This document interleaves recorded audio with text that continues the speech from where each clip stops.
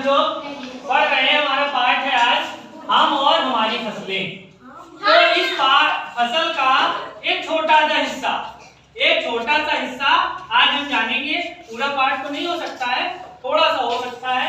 ये चार्ट बना हुआ है, इसमें 4 मिट्टियों के बारे में लिखा है और इस मिट्टी की पहचान लिखा है और इसके बाद इसमें हम कौन कौन सी फसल उगा सकते हैं इसके बारे में लिखा है। सबको ध्यान से सुनना है और उसके बाद ये उत्तर दिया हुआ है, इसके उत्तर करने हैं।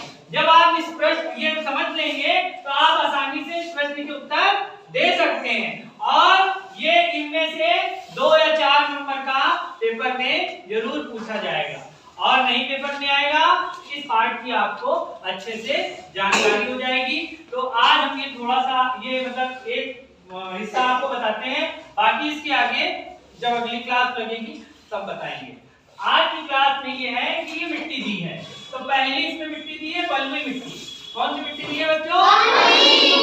दूसरी दी है चिकनी मिट्टी। कौन सी मिट्टी दी है? और तीसरी है सिल्ट मिट्टी। कौन सी है? और ये चौथी है दोमट मिट्टी। कौन सी है? और भी मिट्टियां होती हैं ढेर सारी, लेकिन अभी इसमें 4 की बात होती है, हम 4 के बारे में जानेंगे। तो सबसे नंबर 1 की थी बलुई मिट्टी। तो बलुई मिट्टी की क्या पहचान है कि मिट्टी के बड़े बड़े कण और बालू की मात्रा अधिक होती है। तो जो बलुई मिट्टी होती है उसमें मिट्टी के बड़े बड़े कण और बालू की मात्रा अधिक होती है। बालू कौन सी?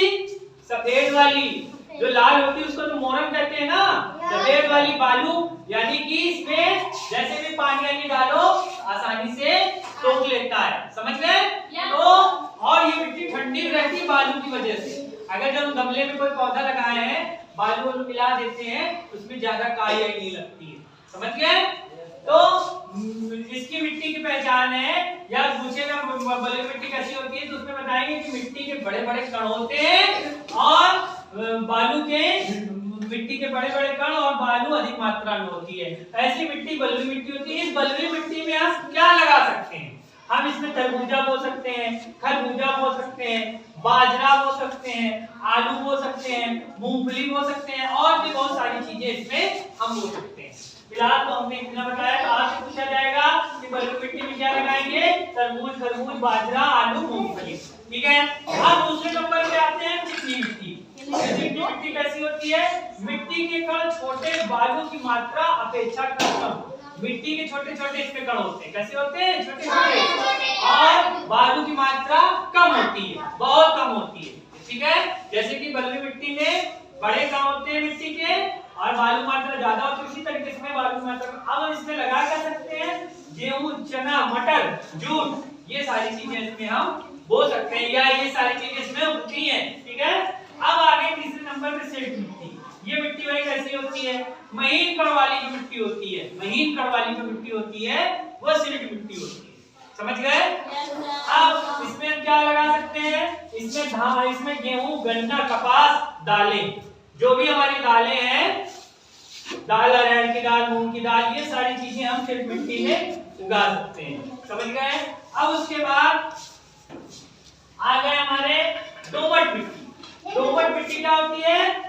बलुई मिट्टी, चिकनी मिट्टी तथा सिल्ट मिट्टी मिली जुली होती है। दोमट मिट्टी बहुत उपजाऊ होती है, इसमें सारी चीजें मिली होती हैं। तो इसमें हम क्या कर सकते हैं?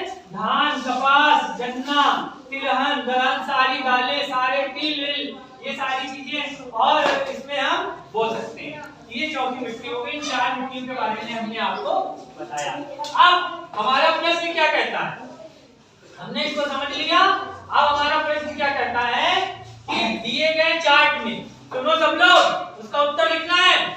दिए हुए चार्ट में, मतलब ये जो चार्ट दिया हुआ है हमने बनाया है, तो इसमें कितनी मिट्टियां बताई गई हैं? 4 मिट्टी बताई। चारों को बस इसके नाम लिखने हैं। पहले प्रश्न के उत्तर में चारों का मिट्टियों का नाम इस वाले प्रश्न में लिखना। दूसरे नंबर पे बलुई मिट्टी की पहचान क्या है, उसमें उगाने वाली फसल क्या है। तो बलुई मिट्टी की परिभाषा लिख देंगे, ये इसकी पहचान है और इसमें ये फसलें उगा सकते हैं। दूसरे नंबर पे दोमट मिट्टी की पहचान क्या है, उसमें कौन सी फसल उगा सकते हैं, तो दोमट मिट्टी की परिभाषा लिख देंगे, कैसी होती है ये और इसमें क्या उगा सकते हैं, ये दिया हुआ है भाई।